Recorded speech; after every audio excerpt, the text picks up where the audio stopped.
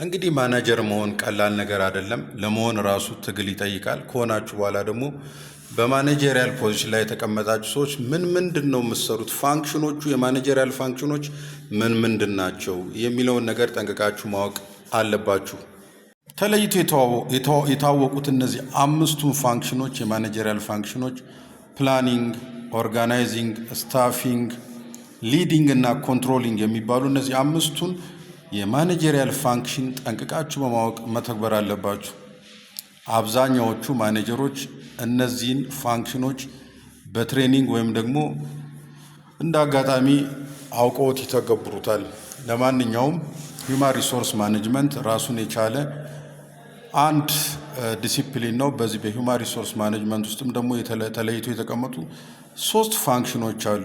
ኦፕሬቲቭ ፋንክሽን፣ ማኔጀሪያል ፋንክሽን እና አድቫይዘሪያል ፋንክሽን። በሂውማን ሪሶርስ ማኔጅመንት ውስጥ ያሉ ማኔጀሮች የማኔጀሪያል ፋንክሽን ቅድም የገለጽኳቸው ፕላኒንግ፣ ኦርጋናይዚንግ የመሳሰሉትን አምስቱን በዕለት ተዕለት ስራቸው ሲተገብሩታል። ሌሎች ደግሞ የፋንክሽን መወራረስ ደግሞ አለ። በማኔጀሪያል ፖዚሽን ላይ የምትሰሩ ሰዎች ደግሞ ከሂውማን ሪሶርስ ማኔጅመንት ፋንክሽን ውስጥ በዕለት ተዕለት ስራችሁ ውስጥ የምትተገብሯቸው ደግሞ ፋንክሽኖች ደግሞ አሉ። በተለይ ከሂውማን ሪሶርስ ማኔጅመንት ፋንክሽኖች ውስጥ ከሆኑት ውስጥ ሞቲቬሽን እና ዴቨሎፕመንት ፋንክሽንን ቀን በቀን መስራት አለባችሁ፣ ቤስት ማኔጀር ለመሆን ማለት ነው። ሂውማን ሪሶርስ ማኔጅመንት እንደ ማኔጀሪያል ፋንክሽንስ የሂውማን ሪሶርስ ማኔጅመንቶችም አሉት። ቅድም እንደነገርኳችሁ ኦፕሬቲቭ ፋንክሽን፣ አድቫይዘሪ ፋንክሽን እና ማኔጀሪያል ፋንክሽን። ኦፕሬቲቭ ፋንክሽኖቹ ከሆኑት ውስጥ የሪክሩትመንት ፋንክሽን፣ የፐርፎርማንስ አፕሬዛል ፋንክሽን፣ የሂውማን ዴቨሎፕመንት ፋንክሽን፣ የኤምፕሎይስ ሪኮርድ ፋንክሽን፣ የኤምፕሎይ ኢንጌጅመንት ኤንድ ኤምፕሎይ ሪሌሽን ፋንክሽን፣ የሞቲቬሽን ፋንክሽን፣ እነዚህ ሁሉ የሂውማን ሪሶርስ ፋንክሽኖች ናቸው።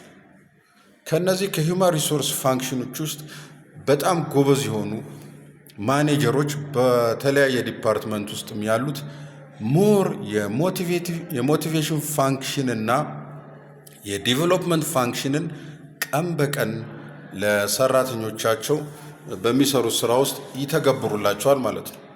ሰራተኞችን ሞቲቬት የሚያደርጉ፣ ሰራተኞችን ለስራ የሚያነቃቁ፣ በስራ ላይ የሚደረጉ ሞራል መጠበቅ የመሳሰሉ ነገሮችን ከሰራተኞች ጋር ዲስከስ በማድረግ ሰራተኞች ለወደፊቱ የበለጠ ሊሰሩ የሚችሉበትን ስትራቴጂዎችን እየቀየሱ ይሰራሉ ማለት ነው።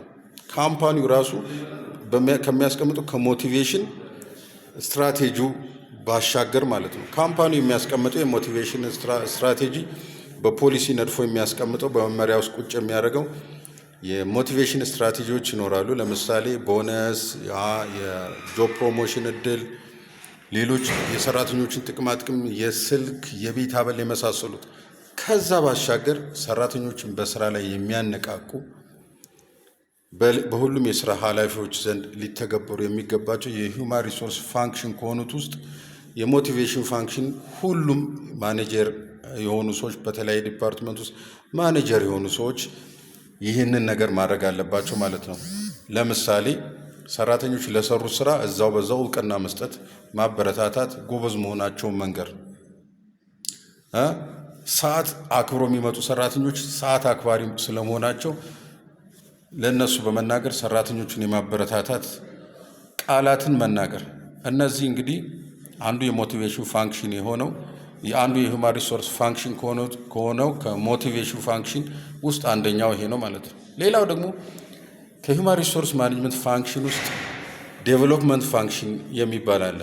ይህንንም ሰራተኞች ለአዲስ ተቀጣሪዎች ሰራተኞች በስራ ላይ ኮች በማድረግ ሞር እንዲያውቁ፣ ስለ ስራው እንዲያውቁ፣ ስኪላቸውን ዴቨሎፕ ማድረግ የሚችል የኮቺንግ ነገር፣ ስራን ማሳየት የመሳሰሉ ድርጊቶችን በመስራት ይህንን መተግበር አለባቸው። ለአዲስ ተቀጣሪዎች፣ ለቆዩና ለነባር ሰራተኞችም ደግሞ ይህን የዴቨሎፕመንት ፋንክሽን እነሱ ያወቁትን አዲስ ነገር፣ በስራቸው ላይ ያወቁትን አዲስ ነገር ወይም ደግሞ ለስራቸው የሚጠቅመውን ነገር አንብበው የተረዱትን ያዩትን አዲስ ነገር ለሰራተኞች ሼር በማድረግ እውቀታቸውን ሼር በማድረግ ዴቨሎፕ ማድረግ አለባቸው ሰራተኛቸው ማለት ነው።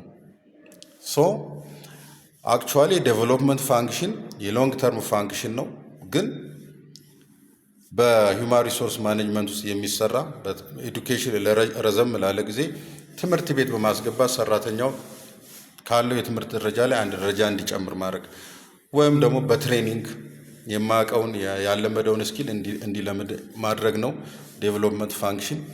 ዞሮ ዞሮ ሾርት ተርም በሆኑ ዴቨሎፕመንቶች ስራ ቦታ ላይ የሚሰሩ ቀደም እንዳልኳቸው በኮቺንግ እና ኖሌጅ ትራንስፈር በማድረግ ሰራተኞችን ዴቨሎፕ ማድረግ አለባቸው ማለት ነው። እንደዚህ ሲሆኑ በጣም ጉድ የሆኑ ማኔጀሮች ናቸው ተብሎ ሊወሰዱ ይችላሉ ማለት ነው።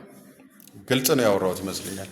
ስለዚህ አሁን ማኔጀሮች የማኔጀሪያል ፋንክሽን እና የሂውማን ሪሶርስ ፋንክሽንን ለይታችሁ ማወቅ አለባችሁ። በማኔጀሪያል ፋንክሽን ውስጥ የሚሰሩ ስራዎችም በደንብ ለይታችሁ ማወቅ አለባችሁ። አምስቱ ቅድም የተዘረዘሩት ከፕላኒንግ ጀምሮ ኦርጋናይዚንግ፣ ስታፊንግ፣ ሊዲንግ፣ ኮንትሮሊንግ ያልኳችሁ። ከዛ ደግሞ በሂውማን ሪሶርስ ማኔጅመንት ውስጥ ያሉ ፋንክሽኖች እነማን ናቸው? ከሂውማን ሪሶርስ ፋንክሽን ውስጥ እኛ ሪስፖንስብል ሆነን በዴይ ቱ ዴይ ስራችን ውስጥ ልንተገብራቸው የሚገባን የሂውማን ሪሶርስ ማኔጀር ባንሆንም የትኞቹ ናቸው ብላችሁ በቀን በቀን ሰራተኞቻችሁን ዴቨሎፕ ያደርጋችሁ ስራችሁን ሊድ ማድረግ አለባችሁ። ኖሌጅ ሼሪንግ እንዴት ነው? ጥሩ ነው ኖሌጅ ሼር ያደርጉት አይደለ? ይመቻችሁ ሪፖስት እንድታደርጉ